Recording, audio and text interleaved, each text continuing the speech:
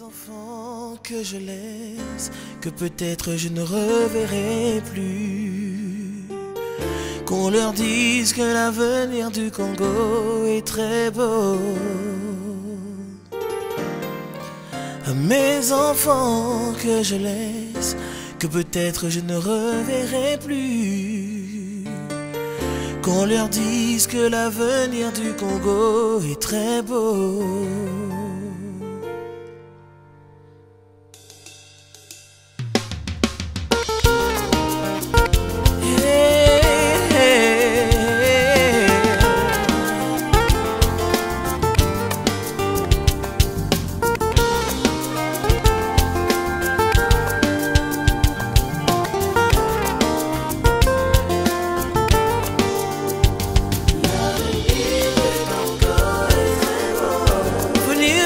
Est très beau.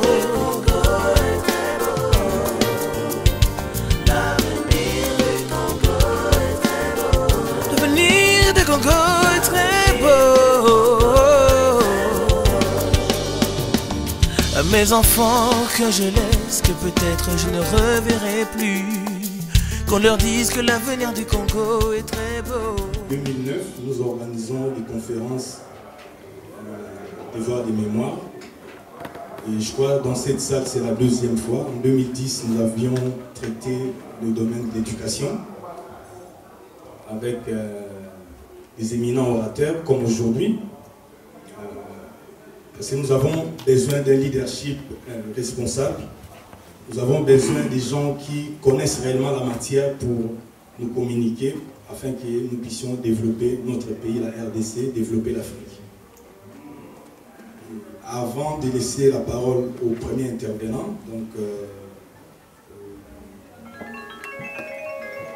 nous disons que l'honorable Guy Mwagamvita n'a pas pu faire son voyage. C'est un député élu de Mweneditu, député de l'UDPS. Il est à Kin, mais il est aussi ici, souvent, sa famille est ici. Malheureusement, il n'a pas pu faire son déplacement. Donc nous vous en excusons.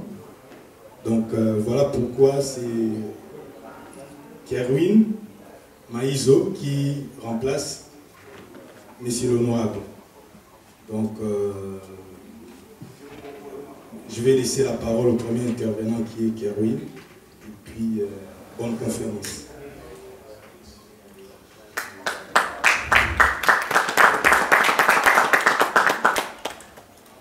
Mesdames, Mesdemoiselles et Messieurs, c'est toujours un plaisir pour moi d'être là chaque fois qu'on m'invite pour parler de mon pays, ma passion, mon amour, le seul que j'ai, le Congo. Et lorsque les amis m'ont invité pour venir vous entretenir, c'est avec un grand plaisir que j'ai accepté. Et là, je remplace à pied levé l'honorable Mwagamvita. Ce qui fait que je ne vous entretiendrai pas sur le sujet que j'avais prévu, mais plutôt sur un sujet qui a beaucoup de rapport avec ce que lui aurait dû nous dire, et je le fais à pied levé, et ce qui fait que la rigueur scientifique qui m'a toujours caractérisé ne passera pas complètement à la trappe. Mais vous verrez que ça sera des propos, je vais dire, ça ne sera pas extrêmement cadré, et je vous dis d'ores et déjà mea culpa. Alors, je vais vous entretenir sur le rôle de la diaspora dans un pays. Et la diaspora, c'est quoi? La diaspora, parce que il nous arrive d'utiliser ces termes à U et à dia, sans savoir exactement quel contenu donner à ces mots diaspora. Lorsque les habitants d'un pays émigrent vers l'étranger, généralement, ils forment d'abord une communauté. Ils forment l'ensemble de citoyens de ces pays à l'étranger. Pour le cas des Congolais, nous étions, dans un premier temps, les Congolais de l'étranger. Lorsque nous sommes devenus nombreux en Europe, en Afrique, en Asie et partout ailleurs, petit à petit, lorsque dans le pays d'accueil, on a commencé à prendre conscience qu'il y a les citoyens de tel pays, on sait nous reconnaître, on a des traits caractéristiques, on parle de communauté. Et là, vers les années 80, parlait à juste titre des communautés congolaises. Mais on n'avait pas encore de diaspora.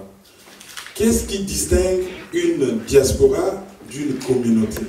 Tout simplement, c'est le fait que la diaspora a un projet de retour, a un projet pour son pays d'origine.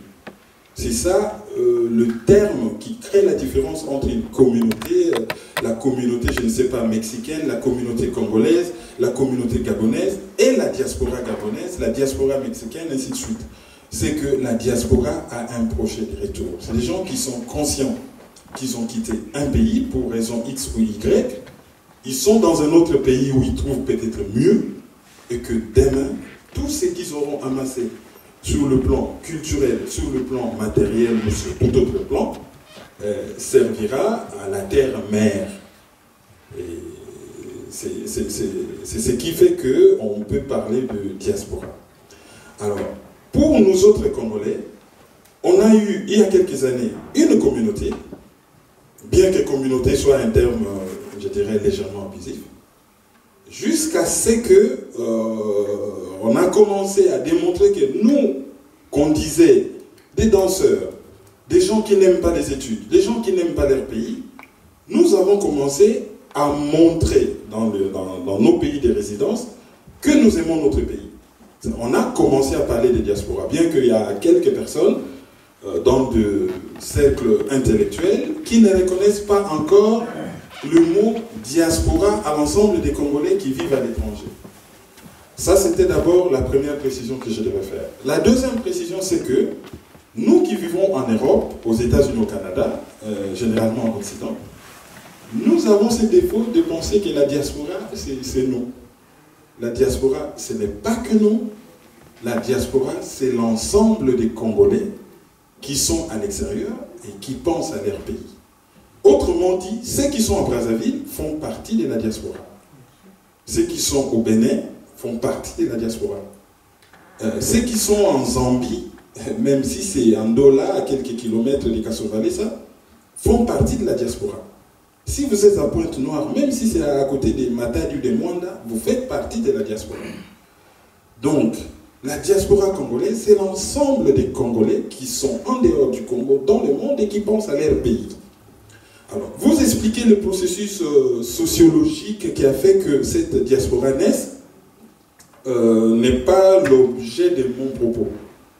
Mais par contre, je vais limiter mon propos à montrer ce que la diaspora peut faire, ce que la diaspora, certaines diasporas ont fait pour leur pays d'origine. Alors, il y a eu des facteurs qui ont contribué à l'émergence de cette diaspora. Le premier facteur, c'est l'état de déliquescence de notre pays. Lorsque nous étions au pays, on se disait ça n'allait pas à l'époque Mobutu, on a organisé la conférence nationale souveraine. Beaucoup de gens ont pensé à juste titre qu'à la fin de la conférence nationale, le Congo deviendra un pays où coulera le lait et les miels. C'est ce que beaucoup ont pensé. Mais malheureusement, la conférence nationale s'est terminée de la façon que l'on connaît. Et il s'en est suivi une transition interminable. Transition d'abord avec les forces en présence à la conférence nationale souveraine. L'arrivée de Laurent Désiré Kabila n'a pas arrangé les choses, donc on a continué dans une espèce de transition, avec des problèmes de légitimité que cela comporte. Et à l'assassinat de Laurent Désiré Kabila, on nous a encore imposé un pouvoir par l'extérieur. Bon, le premier mandat, c'est pouvoir bénéficier, je vais dire, du bénéfice du doute. Les Congolais se disaient qu'est-ce qui va se passer, et beaucoup peut-être ne savaient pas quel était le genre de ces régimes. Beaucoup ne le savaient pas. Mais lorsque la déception a atteint son summum, le pays a été humilié à un niveau tel que on ne peut l'imaginer. Les grands Congos, Il y a un ancien président du Congo qui nous disait Congolais Tolovimbi, ça dit quelqu'un qui est toujours fier de lui. Les grands Congos en être réduits à être la risée du monde à ces points, a heurté la sensibilité des Congolais à telle enseigne que chacun de son côté s'est posé la question qu'est-ce qu'on peut faire pour élever ces pays. Il y a eu la vague des grands concerts de chanteurs congolais ici en France qui a fait qui a coïncidé avec la période où les jeunes enfants nés ici devenaient pour la plupart, disons, c'est des enfants de la première génération, devenaient pour la plupart, soit, disons, ils quittaient l'adolescence pour l'âge adulte. C'était des jeunes adultes. Et ils ont compris que lorsqu'ils sont nés avec leurs collègues ici, leurs copains ici, à l'école maternelle, à l'école primaire, ils étaient égaux. Mais ils ont remarqué qu'à partir du lycée, leur chemin commençait à prendre des directions différentes. Ils ont compris qu'ils n'étaient pas égaux. Ou pour répéter l'expression d'une émission à la télé, ils étaient égaux mais pas trop. Ils ont commencé à se poser des questions. Ça, c'est une crise identitaire qui a commencé à naître. Et cette crise identitaire, on l'a remarqué chez les Noirs américains aux États-Unis. Ils étaient, comme l'a dit le professeur ou l'écrivain Moudimbe, ils ont vécu l'écart. Parce que dans son roman L'écart, il parle de ces phénomènes, des gens qui sont, permettez l'expression, le cul entre des chaises. Je suis désolé pour cette expression. Donc, ils ont commencé à comprendre que en France, ils sont égaux avec les autres Français, mais pas trop. Et ils entendent leurs parents parler de leur pays d'origine. Et ils cherchaient un facteur d'intégration par rapport au pays d'origine de leurs parents parce qu'ils se sentaient rejetés dans leur pays de naissance. On a remarqué que les jeunes qui écoutaient Skyrock à longueur de journée ont commencé à écouter, désolé de citer son nom, c'est pas un péché, Koffi Olomide par exemple. Ceux qui étaient à longueur de journée sur Fan Radio ont commencé à découvrir qui est Werason, qui est Jibin Piana par exemple. On a remarqué qu'avec leur accent, qui me fait souvent rire, ils ont commencé à apprendre les lingala à côté de leur maman qui regardait le théâtre populaire. Donc ça, c'est un des facteurs qui a fait que les jeunes nés ici ont commencé à penser au Congo et les parents qui sont venus à l'époque des 30 Glorieuses, la crise aidant, ont commencé à comprendre aussi que la retraite ici, ce n'est pas trop ça. Donc, on a une terre, il faut penser à cette terre-là. Ce n'est pas exhaustif ce que je dis, mais c'est quelques facteurs que j'ai relevés, on peut en relever d'autres. Bon, ben, maintenant, je vais inviter sur le podium M. Labé Mbelou. Alors, M. Labé est analyste politique et spécialiste de la RDC, ceux qui regardent souvent les réseaux sociaux les connaissent et voient la pertinence de ces analyses. Alors, il va nous entretenir sur le deuxième sujet de cet après-midi. Il s'agit de la crise des souverainetés en République démocratique du Congo. Avec tous mes respects, M. Labé, vous avez le micro.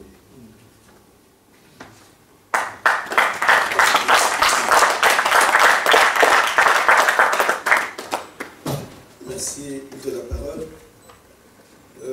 Pour revenir un peu à ce que vous disiez, tout le monde voudrait se présenter comme étant né à Kinshasa. Moi, je suis né à Kananga. Et je commence ma petite conférence par un adage en Chiluba, que je vais traduire en français. J'ai eu l'impression que nous avons connu ce retard parce que nous étions peu nombreux. Mais dans ma langue, on dit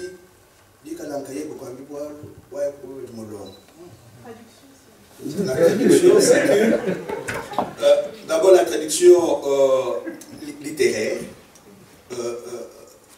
avancer n'est pas un problème du nombre. Ce sont les minorités qui gèrent le monde. Et quand les minorités se dérangent pour venir à une conférence, il faudrait que nous nous habituions à commencer avec ces minorités-là parce qu'ils savent quelle importance ils accordent aux échanges des idées.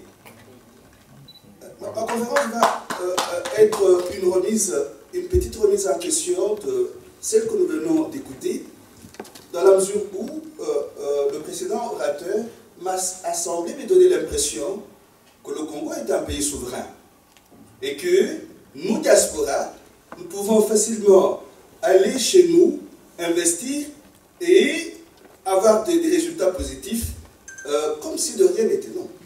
Nous avons perdu notre souveraineté avec l'assassinat de Patrice Emery Lumumba le 17 janvier 1961. Depuis lors, le Congo n'a jamais été un pays souverain. La crise de légitimité n'est pas liée aux élections de 2011. La crise de légitimité est liée à l'assassinat de Patrice Emery Lumumba par les forces impérialistes et néocolonialistes. Depuis la mort de Lumumba et le coup d'État de Mobutu en 1965, le Congo passe d'une dictature à une autre. Comment investir dans un pays ployant sous le poids de la dictature et présentement sous le poids de l'occupation? Nous sommes doublement occupés. Les pays voisins nous occupent, mais nous sommes aussi une colonie de la communauté dite internationale. Et je vous montrerai par exemple ce livre que nous venons de publier, La République démocratique du Congo face au complot de balkanisation et d'implosion.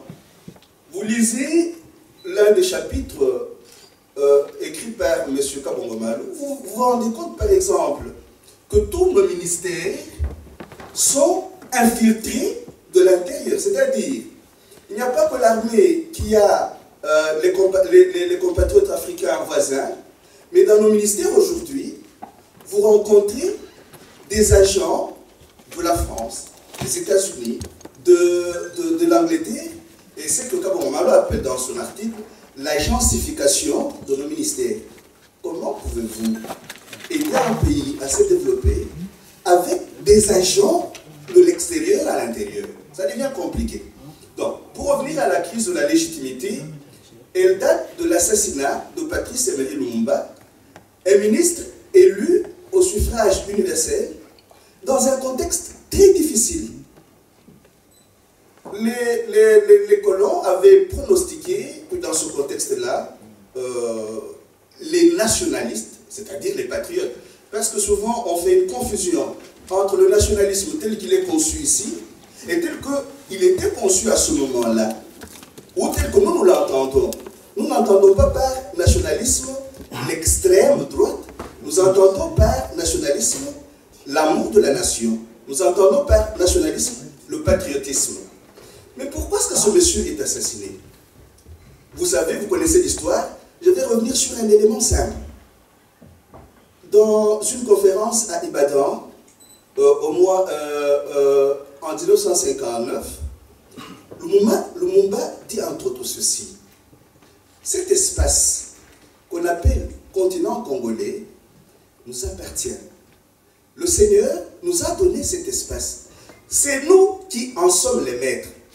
Retenez le mot maître. Cela et les autres discours qu'il a pu tenir ont mis mal à l'aise ceux qui estimaient qu'ils étaient les uniques maîtres du monde. Parce que l'assassinat de Lumumba, c'est que le Congo ne puisse pas voir naître des fils et des filles de son acabit et qui seraient en train de se dire que leur terre leur appartient, c'est leur propriété. Si vous voulez avancer dans ce que je vous dis maintenant, vous prenez le livre de l'épouse de François Mitterrand. Je vais vous le montrer. Je ne le vois pas ici. Il est exposé à l'entrée, on peut le voir. Ah, le livre de ma mémoire. Dans le livre de ma mémoire, au chapitre consacré à ce qu'elle dénomme le grand domaine, vous lisez que déjà en 1948, quand on publiait la Charte des droits de l'homme, les États-Unis avaient conçu un texte sur le grand domaine et ils avaient dit ceci: toutes les terres pouvant produire des matières premières devraient leur appartenir. Donc ça devrait être l'extension de leur domaine. Et que pour pouvoir réussir ce coup-là, ils devaient se départir des des idéologies, des idées illusoires, et dans les idées illusoires, il classifie les droits de l'homme et la démocratie.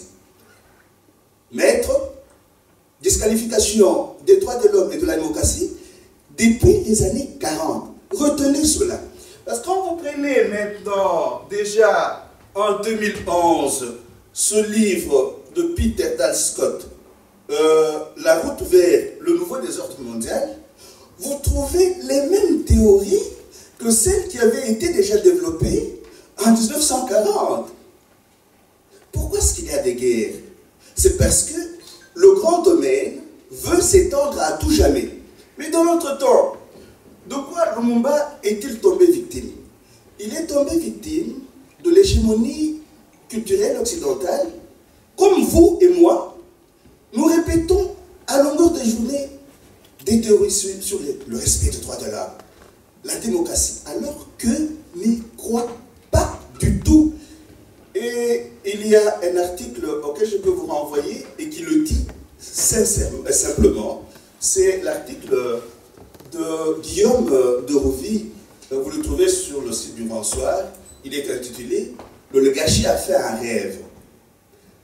Et dans cet article-là, il soutient que les oligarchies occidentales n'ont jamais été pour l'émancipation de leur peuple. Non. Il y a eu des luttes qui ont permis au peuple d'arracher certaines libertés, mais eux, ce sont des oligarchies qui n'ont rien à devoir à leur peuple. Et j'ai lu dernièrement un article de Warren Buffett qui dit à une voix haute et audible que la guerre actuelle à travers le monde, c'est une guerre des riches contre les pauvres, et c'est nous qui sommes en train de la gagner. Donc, eux les riches. Quand Lumumba, à force de croire dans les idéaux de la liberté, de la justice et de la paix, a aussi cru que les impérialistes pouvaient accepter que le Congo puisse être un État souverain, c'est-à-dire un État qui ne dépend que de lui pour les grandes orientations, et en politique, et en économie, et culturellement, et philosophiquement et religieusement. Il a été disqualifié et on a fait de lui un communiste. Et ça a été un piège dans lequel il est tombé, pas par sa faute. Rappelez-vous que quand il y a sécession chez nous, parce que, effectivement, les capitalistes belges qui étaient chez nous à ce moment-là n'ont pas accepté de repartir chez eux. Ils ont créé des dissensions au sein de notre armée et de nos populations. Pourquoi? Parce qu'ils savaient que nous étions faibles du point de vue de l'ethnie et de la tribu. Ils ont monté les tribus les unes contre les autres, les ethnies les unes contre les autres, en faisant croire à certains d'entre nous, comme les Kalonji, qu'ils allaient être les chefs. C'est la même chose qui se fait aujourd'hui. On fait croire aux marionnettes qui sont des chefs. Et nous les applaudissons. J'entends certains de mes compatriotes dire, mais à part Raïs, mais Raïs a sa marionnette, il y a la communauté internationale. Donc, pour avoir cru dans ces idéologies-là, il a été disqualifié. Et quand, rappelez-vous, il a voulu prendre les choses en main pendant la sécession katangaise, avec ses amis comme les Sumialo et les autres, les États-Unis ont dépêché quelqu'un en Belgique. Et avec les Belges, ils ont cassé l'avancée des lumumbistes pour la récupération de notre autonomie, de notre autodétermination et de notre souveraineté. Alors, comme ils avaient quelqu'un qu'ils avaient déjà approché pendant qu'il faisait ses cours de journalisme en Belgique, hein, je pense que vous savez que Mobutu était un agent des services de sécurité belge, de sûreté belge. Alors, ils nous l'ont imposé pendant 32 ans. Et pour pouvoir nous arracher notre souveraineté économique, qu'est-ce qu'ils ont fait? Ils ont créé, vers les années 80, ce qu'on a appelé, le banquier en sait peut-être mieux que moi, les programmes d'ajustement structurel du Fonds monétaire international. Donc c'était une façon d'arrimer les économies congolaises à la réserve fédérale américaine. Et jusqu'à ce jour, c'est cela qui se passe. C'est-à-dire, nous n'avons pas une autonomie économique. La vente de nos matières premières sont contrôlées et est contrôlée par le Fonds monétaire international et la Banque mondiale. Les institutions financières internationales sont la main économique des impérialistes et des néocolonialistes. Nous allons retrouver une dame. Il s'agit de Madame Danielle Lusambo, qui est membre de la coordination des actions de sensibilisation à Bruxelles. Madame Lusambo, vous avez la parole.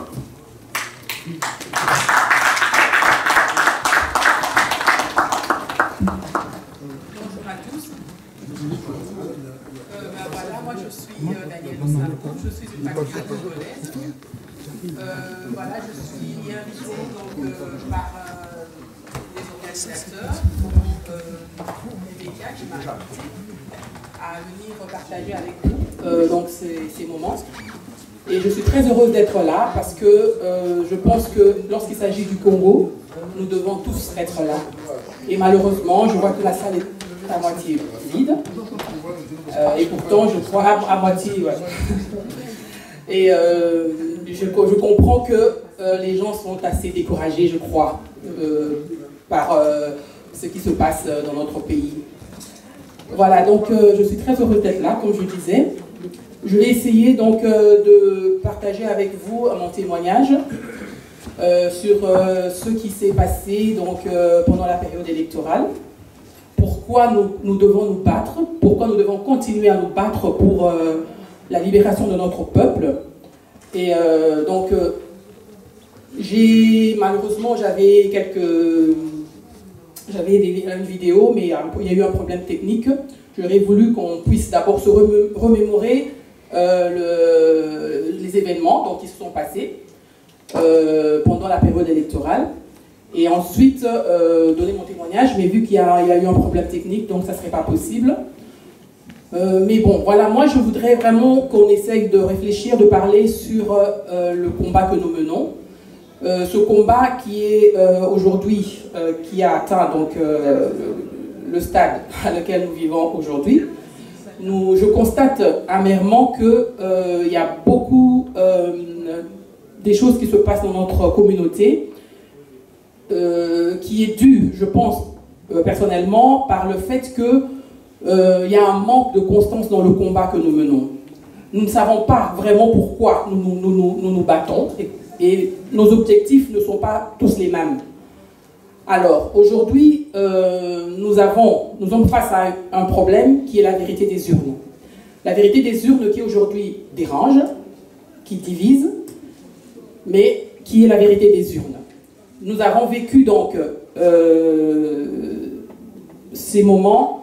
Nous avons vu comment dans notre communauté, comment ça s'est passé, comment il y a eu des tendances qui se sont créées par rapport à tout ça. Mais mon souci est que nous puissions comprendre et que nous puissions aller dans le même sens. C'est vrai que ma vision à moi du problème est que nous puissions réfléchir ensemble sur ce que nous devons faire pour arriver à des résultats efficaces. Et pour cela, moi je pense qu'il y a deux choses. Moi ça se résume en deux choses. C'est une organisation, une réelle organisation dans le combat et les finances. Donc sans argent, nous ne pouvons rien faire. Nous ne pourrons pas avoir un combat efficace sans argent. Ça de toute façon, nous devons être clairs. Sans argent, il n'y a pas de combat efficace. Voilà, donc vu que le temps est quand même assez avancé et que le programme a été un peu chamboulé, voilà, je suis en train un peu de récapituler un peu en gros ce qu'il y a. Alors, mon témoignage va être très bref. Ce sera sur les journées du 26 novembre et du 28 novembre 2011 que j'ai vécu personnellement sur le terrain. J'étais dans l'équipe de campagne du président Tshisekedi. Donc j'ai eu à vivre la réalité du terrain. Donc j'ai vu comment les gens, les Congolais, ce jour-là, étaient mobilisés pour aller aux urnes. J'ai vu comment les Congolais ce jour-là étaient décidés à prendre leur destin en main. J'ai vu comment les Congolais ce jour-là étaient décidés à changer les choses, à faire bouger les choses sur le terrain. Alors, la journée du 26 avril, nous avons tous vu dans les médias comment ça s'était passé. Alors, moi qui étais sur le terrain, je l'ai vécu d'une façon assez révoltante, puisque vu que nous étions allés attendre le président Tshisekedi qui arrivait donc de sa tournée, et qui malheureusement n'avait pas pu tenir son meeting, le dernier meeting de fin de campagne. Il a dû être séquestré à l'aéroport de Njili. Et donc nous avons tous, vous avez tous vu ça en image et tout.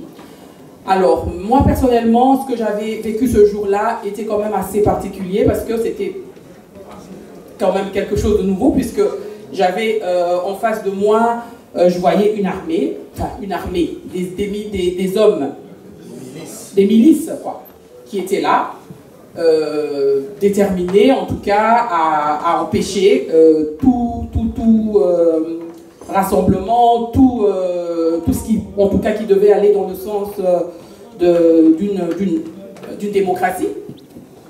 J'ai vu comment on a tiré sur les gens, j'ai vu de mes propres yeux comment les gens sont tombés, j'ai vu les gens venir vers moi avec blessés, vu que moi j'avais ma voiture avec moi, et je me cachais dans ma voiture pour éviter les balles et tout.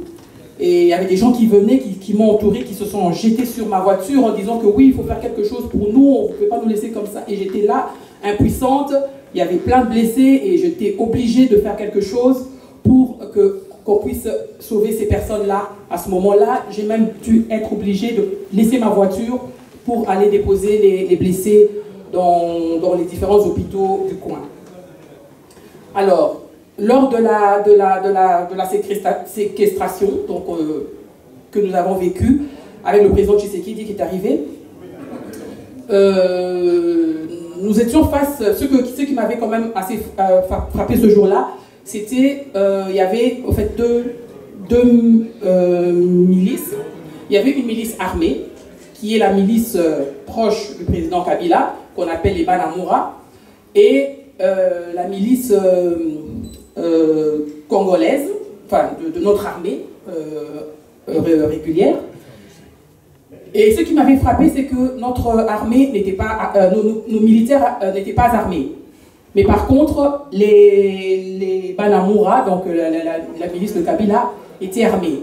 Donc c'est eux qui étaient en avant-plan, et c'était eux qui étaient là pour nous empêcher le président Tshisekedi à franchir la porte, donc la porte de sortie de l'aéroport pour aller à son lieu de rendez-vous avec le peuple. Alors, dès que nous sommes arrivés à la portière, il y a eu cette milice-là qui est arrivée et ils ont empêché donc toute sortie. Et nous étions tous dans des voitures, on se suivait dans différentes voitures, et nous sommes tous descendus et nous sommes allés vers les militaires en question. Il y a eu un affrontement, donc vous avez suivi, entre le général de la police, Bisenimana, avec le président Tshisekedi. Et nous sommes arrivés là devant, avec la milice, et moi j'étais impressionnée parce que j'avais l'impression que ces militaires qui étaient là devant, j'essayais de regarder, n'avaient pas le type de type bantou. C'était des gens vraiment des nilotiques, et des gens vraiment, vous voyez que c'était des gens qui n'étaient pas du tout, qui n'avaient rien à voir avec les Congolais. Alors j'ai vu un qui était juste devant, j'ai approché pour lui poser quelques questions. Je parlais, j'essaie de parler en lingala pour voir s'il pouvait tenir une conversation avec moi. Mais il me regardait d'un air vraiment, d'abord très méchant, et il avait les yeux tout rouges, vraiment des gens qui étaient vraiment prêts à faire couler le sang, quoi. Alors, et je commençais à leur parler, j'essayais de leur dire, mais pourquoi vous faites ça, qu'est-ce que... Donc j'essayais vraiment de leur faire comprendre un peu notre combat. Et ensuite, je suis allée vers nos militaires congolais qui n'étaient pas armés.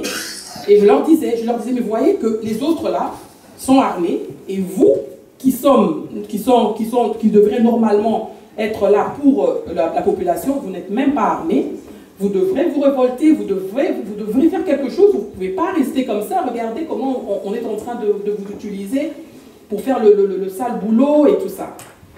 Alors, c'est comme ça que, malheureusement, bon, il s'est suivi des concertations avec les gens de la MONUC et tout ça, qui sont arrivés, et on avait compris en ce moment-là, en fait, que c'était un complot, vraiment, qui était organisé, puisque les responsables de la MONUC qui sont arrivés sur le terrain n'ont pas pu trouver des solutions au problème, alors que la situation était claire. Donc la campagne se terminait ce jour-là et que M. Tshisekedi avait le droit d'aller faire son meeting comme prévu, mais la MONUC, le responsable de la MONUC est arrivé pour dire qu'il ne savait rien faire, que la seule chose qu'il pouvait faire, c'est de mettre ces gens pour emmener M. Tshisekedi chez lui à la maison.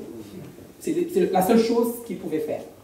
Alors, on était là à attendre jusqu'à vers minuit, où ils ont vu qu'on était assez décidés, on résistait, et ils ont dû employer des moyens forts, c'est-à-dire rentrer et arrêter tout le monde, à coups de baïonnettes, à coups ils ont employé tout ce qu'ils avaient comme moyen pour maîtriser les gens.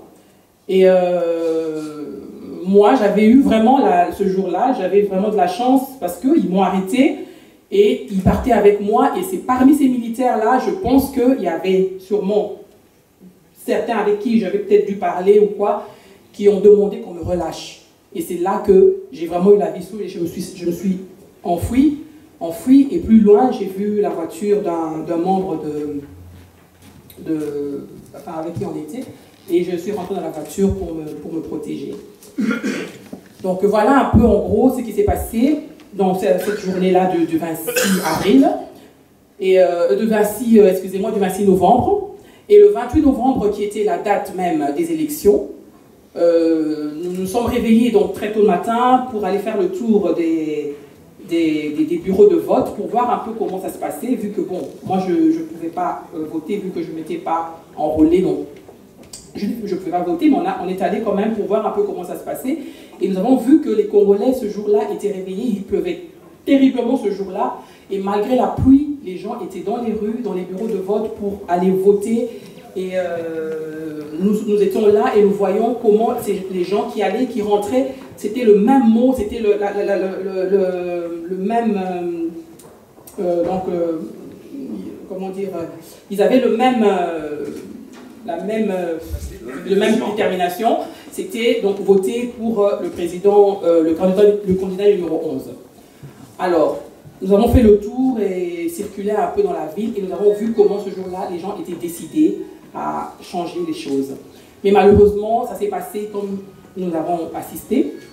Et aujourd'hui, nous sommes encore, presque donc, un an et demi après, en train de réclamer cette vérité, les urnes, qui ne devrait pas être aujourd'hui, comme nous le constatons, le combat d'une personne, le combat d'un homme, parce que les gens pensent que quand on parle de la vérité des urnes, on parle d'un homme, on parle d'une personne, parce qu'on a tendance à associer la vérité des urnes à Tshisekedi, alors que normalement ça ne devrait pas être ça. Ça serait en 2011 avec Jean-Pierre Bemba qui avait gagné les élections, comme nous le savons tous, mais s'il n'aurait pas accepté l'inacceptable, je pense que nous serions dans l'obligation de réclamer cette vérité des urnes-là jusqu'aujourd'hui, s'il le fallait. Alors, donc, nous sommes dans ce combat-là pour la vérité des urnes, et nous constatons ce qui se passe actuellement. Mais moi, je pense que nous devons essayer de comprendre un peu ce que nous voulons, d'abord, nous, Congolais, et ce que nous avons comme objectif. Pour reprendre éventuellement ce qui a été dit, pour préciser, j'ai été président de l'association des avocats du tribunal pénal international pour le Rwanda. Donc, de savoir qu'il y en a qui ont été accusés abusivement ou pas, ça c'est les juges qui ont déterminé. Et c'est en tout cas des jugements qui ont déjà eu lieu, donc on ne peut pas la seule chose, c'est que je sais que pour ce qui me concerne, moi, mon client a été acquitté à l'unanimité de tous les 9 juges, donc tous les 9 juges, 3 en première instance et 5 en appel. Donc il n'y avait aucun juge zaïrois, aucun juge français parmi tous ces gens-là, c'était des Russes, des Chinois, je ne sais quoi, etc. Donc c'est tout ce que je peux éventuellement dire sur cette question-là. Maintenant, tout à l'heure, on a parlé de leadership. Bon, moi, j'ai entendu ça 2 fois et je pense sincèrement que c'est mal à propos. Je ne me considère pas du tout comme un leader. Je considère effectivement aussi le fait que d'être de ce côté de la barrière, ça ne confère vraiment aucun prestige ou alors aucune prérogative. Je ne suis pas différent de ceux qui sont de l'autre côté. C'est seulement les hasards qui fait que aujourd'hui c'est moi qui m'adresse à vous. Demain, je serai de l'autre côté, je vous écouterai. Je n'ai pas de problème. La seule discipline que moi je me suis faite dans ce combat que je mène depuis que le pays a été agressé en 1996, parce que le CRID, le mouvement que nous organisons, est un mouvement qui s'appelait d'abord au départ Comité de résistance pour la défense de l'intégrité du territoire et l'état de droit. Ce sont les principes pour lesquels en 1996 nous avions fondé le CRID. Et le CRID, à ce moment-là, était presque parmi les rares qui soutenaient la position selon laquelle, malheureusement, la libération qui nous vient du Rwanda n'est pas une bonne libération. Malheureusement, c'est pratiquement un cheval de Troie. À l'époque, nous avions des difficultés énormes à faire passer l'idée que nous étions agressés. Et à chaque fois, on avait effectivement, on nous retournait à la figure. Si vous êtes contre l'AFDEL, c'est que vous êtes moboutiste. Bon, bien sûr, tout le monde n'était pas à l'aise avec aussi la qualification de moboutiste, mais c'était très facile, effectivement, de dire si vous êtes contre l'AFDEL, donc vous êtes moboutiste.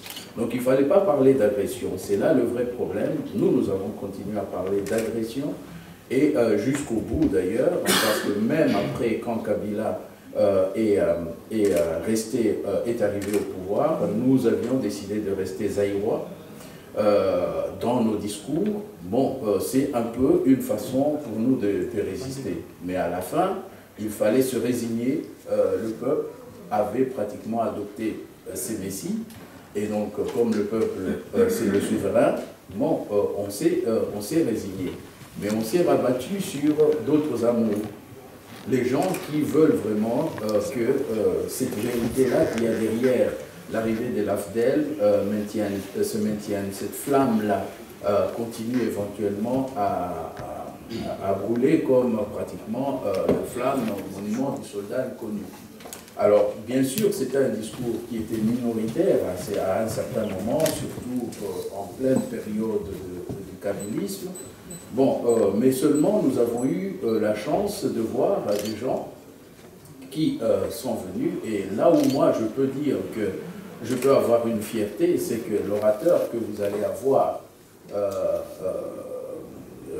Charles Onana, dans son premier livre qu'il avait écrit sur le génocide du Rwanda, parce que c'était son premier livre, le génocide du Rwanda, il a dit que, bon, à l'époque, il s'occupait des affaires des autres pays, mais c'est à l'issue d'un entretien qu'il a eu avec moi qu'il a eu cette lumière-là qui lui a permis de comprendre la problématique de la région des Grands Lacs. Et depuis, il est là-dedans, ça fait pratiquement 14 ans qu'il pioche dans la région des Grands Lacs. Ça, c'est pour moi une fierté de voir effectivement qu'on peut aider certaines personnes à se mettre sur les bons rails, et que les gens, effectivement, peuvent à la fois, à un certain moment, devenir productifs. Ça, c'est la fierté. Bon, j'ai aussi une petite fierté, c'est que le monsieur qui est en train de me filmer ici, j'ai eu la chance de le découvrir, non pas dans les actions qu'il faisait, mais sauf que, bon, le jour de la marche de 13 jours, donc de Paris à Bruxelles à pied. Bon, j'ai eu la chance de me voir attribuer la voiture des têtes, ce qui n'était pas un boulot vraiment par rapport aux marcheurs, mais je l'avais devant moi avec une pancarte où il n'y avait pas du tout de soutien, il n'y avait rien, et monsieur a tiré cette pancarte pratiquement comme ça pendant 35 km. Jusqu'à l'arrivée à Bruxelles. Et à chaque fois, des fois j'avais pitié, je lui disais, est-ce que je peux reprendre la pancarte pour toi? Il disait, non, non, non, c'est pour le Congo. Et bon, je me sentais très petit, vraiment, de voir qu'il y avait des gens qui étaient capables, pour le Congo, de faire des choses. Ça nous a le plus rapproché de ceux qu'on appelle aujourd'hui des combattants, mais que moi je considère comme étant des résistants, tout simplement. Alors on a parlé ici de la révolution des armes, de comment le peuple peut se tirer d'affaire. Moi je crois qu'effectivement que si on n'arrive pas à apprécier ce qu'on a, on ne peut pas apprécier, on ne peut pas aller plus loin. Il faut déjà commencer par travailler avec ce qu'on a et apprécier ce qu'on a. Or, aujourd'hui, on risque effectivement de terminer cette journée sans avoir une réflexion profonde sur ce qu'est la résistance des combattants, en sachant très bien que ces gens-là sont des gens que nous vivons avec eux tous les jours. Certains parmi nous savent exactement qu'on les prend pour des voyous, qu'on les prend pour des je ne sais quoi. Pourtant, il faut transcender ces types d'insultes. Bon, c'est sûr et certain que lorsque on a brûlé sa propre voiture sur le périph', en sachant très bien que cette voiture, on l'a chèrement gagnée, lorsqu'on sait très bien que l'assureur ne va pas vous le rembourser parce que vous avez brûlé vous-même votre voiture, lorsqu'on sait qu'on a brûlé cette voiture juste pour bloquer le périph' et dérouler une banderole pour dire Kagame assassin, bon, si ce n'est pas effectivement un combat, si ce n'est pas un sacrifice, bon, dites-moi c'est quoi? Dites-moi c'est quoi? Nous vivons ici en Europe, nous savons effectivement quelle est la valeur de ma voiture, quelle est la valeur de ce que je fais, du temps que je passe. Mais ces jeunes, ils le font. Quand on voit des jeunes qui, comme ceux qui sont dans la salle ici, qui se font arrêter et qui disent, écoutez, je me bats pour le Congo, et qui sortent de la prison et qui battent encore le pavé en disant, voilà, c'est pour libérer le Congo. Bon, moi je me dis, je pose la question de savoir, où est-ce que vous cherchez d'autres révolutionnaires et d'autres combattants? Ça commence d'abord dans l'esprit. Ça commence d'abord dans l'esprit.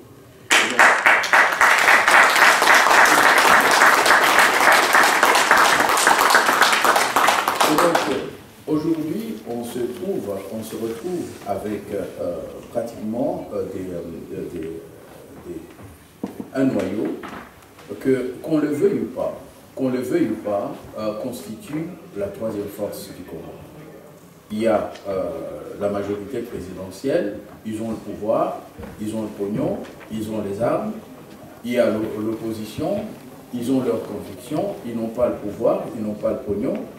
Mais il y a aussi, maintenant quand on parle, il y a une troisième force, c'est les combattants. C'est-à-dire que d'un côté ou de l'autre,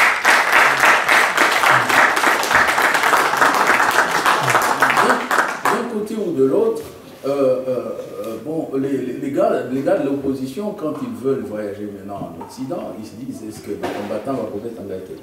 Bon, eux, ils savent très bien qu'ils ont pratiquement la porte ouverte.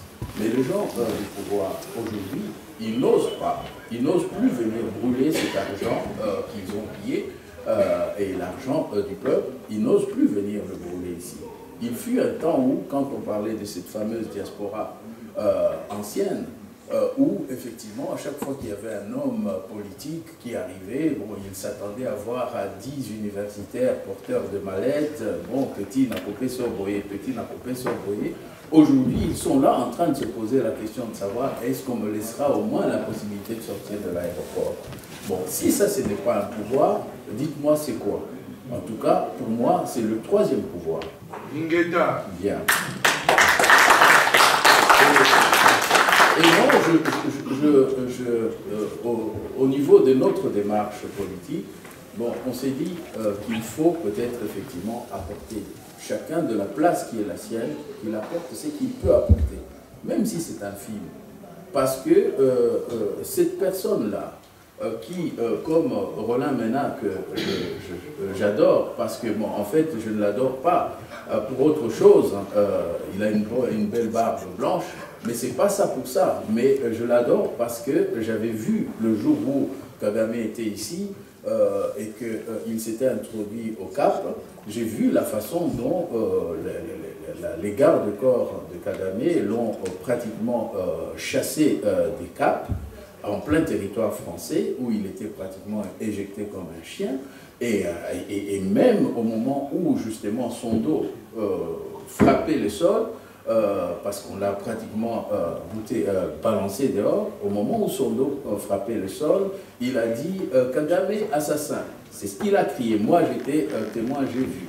À partir de ce moment-là, je me suis dit, décidément, nous avons quand même des gens qui sont déterminés, qui savent exactement ce qu'ils sont en train de faire. Nous avons aussi dans la salle, très au fond, là, une très belle dame qui fait semblant de dormir.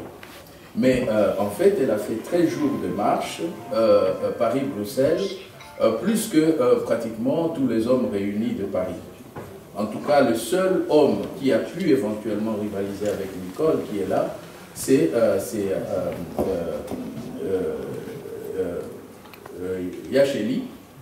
Chélie Awendo. C'est le seul qui a vraiment pu quitter Paris jusqu'à Bruxelles à pied.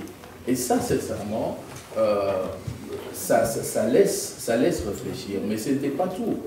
N'ayant pas obtenu les résultats, Nicole a récidivé parce que, bon, elle a fait quand même aussi la grève de la faim de 7 jours ici à Paris à la fin de l'année. Donc, quand on est en face de gens comme ça et que ces gens vous disent, écoutez, qu'est-ce que vous pouvez faire pour nous? Moi, je dis, écoutez, dites-moi ce que je peux faire. Donc, vous marchez, très bien, vous avez la force. Moi, je peux faire le mémorandum. Bon.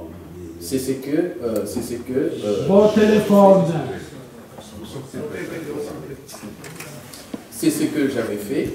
Et les petites actions, entraînant toujours, quelquefois, des réactions, les gens ne peuvent pas s'imaginer, n'arrivent pas à s'imaginer que, par exemple, cette marche sur les femmes violées a sensibilisé le pouvoir belge au point que, quand même, pour une fois, le roi des Belges a, dans son discours à la nation, évoqué la question des femmes violées du Congo et des objectifs de ceux qui sont en train de les violer. En termes politiques, ça c'est très fort. Bon. D'autres ont parlé ici du gouvernement français. Il ne faut pas oublier une chose, c'est qu'il y a à la fois les actions politiques. Nous savons très bien que la diplomatie du Congo n'a pas vraiment beaucoup de force. Mais ce que j'ai pu observer moi ici à Paris, c'est que des combattants ont demandé un mémorandum qui a été fait. Et ils ont remis ce mémorandum entre les mains du candidat Hollande. Candidat Hollande, vous voulez qu'on vote pour vous, d'accord, mais est-ce que vous allez coopérer avec ce gouvernement? La main sur le cœur, il dit non, je ne veux pas coopérer avec ce gouvernement. Après, la francophonie. Président Hollande, vous aviez promis que vous n'allez pas coopérer. Et vous voulez encore aller là-bas pour la francophonie. Quoi encore? Là encore, un individu. Ce n'est pas des milliers de personnes. Jean-Louis Timbaland, que l'on a pris pour un Don Quichotte de la Manche parce qu'il décidait à lui seul de porter plainte contre la francophonie et Abdou Diouf. Seul. Et les gens l'ont pris pour un fou. Mais il a été convoqué à l'Élysée. À l'Élysée, on lui a dit, attendez un peu, calmez. Le président Hollande a estimé que, au lieu de rester comme ça à croiser les bras, il préfère aller sur place et dire ce qu'il a à dire sur place. C'est l'attitude qu'il a adoptée. Les juges ont bloqué la procédure pour ne pas bloquer la francophonie. Néanmoins, quand le président Hollande est parti là, les réactions ou ce qu'il a fait étaient plus que ce qu'on pouvait éventuellement attendre. Voilà un peu comment Don Quichotte de la Manche. Pendant de nombreuses années, on a laissé les choses s'aggraver et la situation empirer. Et donc, on est dans une phase aujourd'hui où les Congolais ont besoin de solutions sur la situation tragique qui prévaut dans votre pays, mais également, on a besoin d'avoir des initiatives extérieures également par rapport à cette situation-là. Et c'est ce qui m'a amené, il y a quelques temps, à travailler sur le rôle et l'action de l'Union européenne dans la tragédie des Grands Lacs. Pour une raison très simple, c'est que je m'étais rendu compte en travaillant sur la question du Rwanda que la position qui était celle des pays occidentaux, ce qu'on appelle globalement la communauté internationale, était fondée sur le fait que les Interamwe, les FDLR, les Hutus avaient envahi l'est du Congo et préparaient la déstabilisation du Rwanda. C'était un prétexte tout à fait simple qui permettait effectivement au Rwanda non seulement de bombarder les camps de réfugiés en 1994, en 1996, mais également plus tard de prendre possession d'une partie du territoire congolais sous prétexte qu'il y avait des génocidaires, des Interamwe. Et on a constaté également surtout que le territoire sur lequel il y avait des Interamwe, il y avait également beaucoup de mines de diamants, de coltan, etc.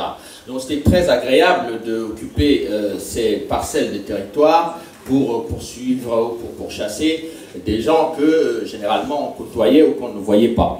Donc pendant de nombreuses années, cet argument a prévalu au sein des institutions internationales et également au sein des médias occidentaux, et donc en occultant très souvent et régulièrement le rôle et l'action du Rwanda. Donc j'ai cherché à comprendre pourquoi, pendant toutes ces années, chaque année, le 7 avril, on commémore les victimes du Rwanda, on essaye d'organiser des manifestations. L'Union européenne a même organisé, lors du 10e anniversaire des événements du Rwanda, un silence au sein du Parlement européen, etc., etc.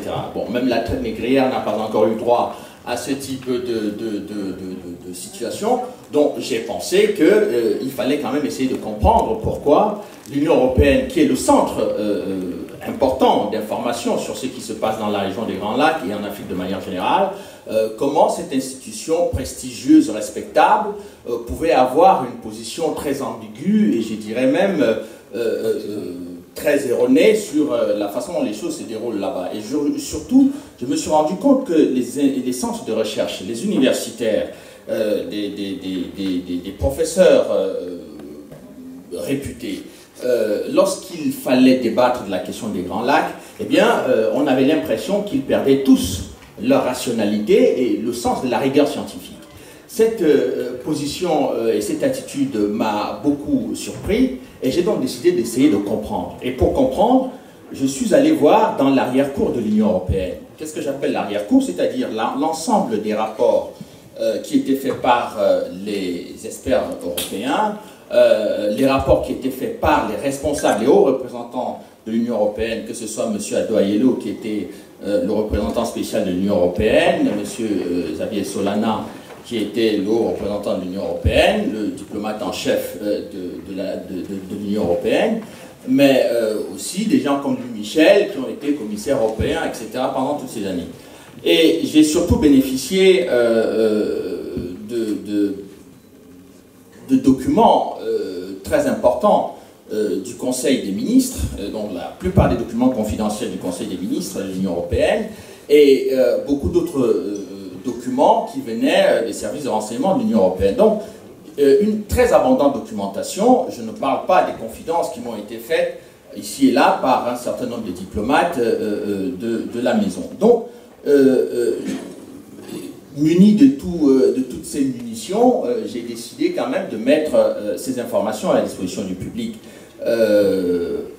congolais, européen de manière générale, parce que, comme vous le savez tous, l'Union européenne est de plus en plus critiquée dans l'ensemble des pays de l'Europe pour son incapacité à gérer les crises, la crise économique qui sévit dans ces pays. sur le problème de la démocratie, le fonctionnement démocratique de l'institution, les questions de transparence au sein de cette institution. Mais le dossier des Grands Lacs a été pour moi une fenêtre très importante pour entrer à l'intérieur de l'appareil diplomatique et comprendre très précisément comment fonctionne cet appareil. Et je me suis rendu compte, au terme de la lecture et des discussions que j'ai eues avec la plupart des gens au sein de l'institution, que le dossier des Grands Lacs se résumait en fait à un problème crucial. C'est d'une part la volonté de changement des citoyens congolais, des citoyens rwandais, etc. Et le statu quo prôné et soutenu et défendu par les tenants de l'institution européenne. Qu'est-ce que ça veut dire? Ça veut dire que pendant toutes ces années où les événements du Rwanda se sont produits et concomitamment à la situation du Congo, le peuple du Rwanda voulait la vérité, voulait qu'on explique pourquoi il y a eu une guerre, des massacres et tout ce qui s'en est suivi. Le peuple congolais voulait qu'il y ait un vrai changement politique, voulait des élections transparentes, libres, pour que, enfin, ces citoyens puissent choisir leurs dirigeants. L'Union européenne et ce qu'on appelle globalement la communauté internationale ne voulaient pas qu'on sache exactement qu'est-ce qui s'est passé au Rwanda en 1994, pourquoi les populations du Rwanda se sont retrouvées à l'est du Congo, et finalement, l'Union européenne et la communauté internationale ont, du côté congolais, pris en charge, en court-circuitant en quelque sorte la volonté des Congolais, en participant au financement de la campagne électorale de 2006 et en subventionnant la sécurité à Kinshasa pour tout simplement donner d'un côté l'impression qu'on participe à la démocratisation du pays, mais en réalité en essayant de maintenir les choses en l'état, tout simplement pour que les Congolais n'aient pas droit au changement, parce que tout changement politique sérieux dans ce pays aurait entraîné un questionnement sur un certain nombre de dossiers du passé, donc les dossiers auxquels vous avez fait allusion tout à l'heure, sur les viols, les massacres, etc. Donc, si vous avez eu un vrai changement politique en 2006, il est évident qu'il y avait des dossiers en cours concernant, par exemple, le Rwanda au niveau de la Cour internationale de justice qui allait être soulevé par un État démocratique. Il devait y avoir des demandes des commissions d'enquête internationales sur l'occupation de l'Est du Congo, les massacres à l'Est du Congo. Il y avait une série de dossiers, de documents qui allaient être mis en route et en chantier pour que les Congolais, d'un côté, sachent la vérité et de l'autre, aient droit à la justice. Et pour éviter que cela se produise, eh bien, la communauté internationale a pris très rapidement position sur la situation du Congo. Et là, j'ai constaté, par exemple, que l'Union européenne a décidé de financer complètement tout le processus de transition de A à Z, à coût de millions d'euros, et est même allée jusqu'à mettre en place la formation des policiers et le maintien, le service d'ordre à Kinshasa, qui relève en réalité des institutions de l'État congolais, du pouvoir régalien de l'État.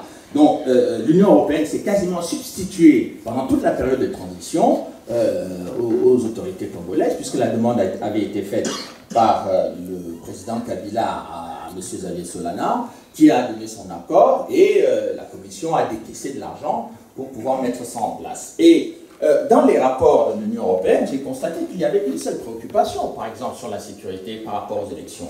C'était que la police qui était financée, soutenue par l'Union européenne, assure exclusivement la sécurité du processus électoral. C'est-à-dire empêcher qu'il y ait des manifestations, des troubles avant les élections, empêcher que pendant les élections, les cas de fraude ne soient dénoncés et ne débouchent sur des contestations populaires, et surtout, après les élections, pour que le résultat qui sera issu des urnes ne fasse pas l'objet de véritables contestations populaires et de débordements politiques, au point de remettre en cause la légitimité de celui qui aurait été déclaré d'une manière ou d'une autre vainqueur et qui était déjà en fait signé par la même communauté internationale. Il s'agit précisément de M. Joseph Kabila. Et ce n'est pas moi qui l'ai dit, dans un document effectivement confidentiel de l'Union européenne que j'ai découvert, la France et les États-Unis avaient décidé, avant 2006, que M. Joseph Kabila devienne en 2006 le président élu. Pourquoi? Parce qu'après l'assassinat de Laurent Désiré Kabila en 2001, vous avez remarqué, tous les Congolais ont remarqué que très rapidement, Joseph Kabila a été intronisé en violation de la Constitution congolaise et de toutes les règles de droit qui régissent le fonctionnement des institutions de l'État dans ce pays, même s'il y a à critiquer la façon dont ces institutions fonctionnaient jusque-là. Mais très rapidement, la première visite de Joseph Kabila a été faite à Paris, à l'Élysée, accueilli par le président Jacques Chirac. Le lendemain de cette visite, il a été accueilli immédiatement à Washington par le président George Bush. Et pourquoi la France? Parce que la France s'est retrouvée dans une position très délicate avec les États-Unis, c'est-à-dire que les Français ayant refusé de participer à la guerre de l'Irak qui avait été initiée par les États-Unis, le président Chirac ayant subi de pression importante des Américains et surtout des critiques acerbes de l'administration Bush, eh bien, il n'a pas voulu ouvrir un bras de fer avec le président Bush dès lors où ils ont considéré que Joseph Kabila devait être le nouveau dirigeant dans ce pays. Donc, Paris, le président Chirac a été bousculé sur son aile droite par le bouillant Nicolas Sarkozy qui avait envie de devenir président parce que tous les jours en se rasant il y pensait. Et la deuxième chose, c'est que le président Jacques Chirac lui-même avait déjà beaucoup de problèmes judiciaires à l'intérieur de son propre pays. Donc, il ne voulait pas ouvrir un front extérieur avec le président Bush, qui avait également beaucoup de moyens et surtout des moyens d'influence à l'intérieur de la France. Parce qu'il faut quand même rappeler, il faut savoir que jusqu'à présent, les États-Unis en France conservent un moyen d'influence très important à travers un certain nombre d'hommes politiques, de personnalités influentes qui sont capables de faire défendre et faire valoir les intérêts des États-Unis en France. Et c'est pour cela que la politique étrangère française, depuis quelques années, subit d'énormes difficultés. Et vous l'avez remarqué également avec le cas du Rwanda, lorsque le président Sarkozy avait décidé de se rendre non seulement à Kigali, et surtout d'accueillir le président Kagame en France, alors que les militaires français qui subissaient les outrages répétés de M. Kagame étaient totalement opposés à cette position. Donc, les citoyens français opposés à l'accueil du président Kagame en France et opposés à une visite officielle du président Sarkozy au Rwanda, eh bien, tout cela s'est fait indépendamment des attentes et de la volonté populaire des Français. Donc, ce qui signifie très bien que les positions de Washington ou la diplomatie américaine a une force de frappe très importante dans le dispositif français. Et il est très important, lorsque vous faites des analyses, que vous puissiez tenir cet élément en compte et que vous puissiez le prendre en considération. Ça me ramène donc à conclure sur cette première partie que lorsque le président Chirac refuse donc d'affronter la puissance américaine sur le changement politique en RDC,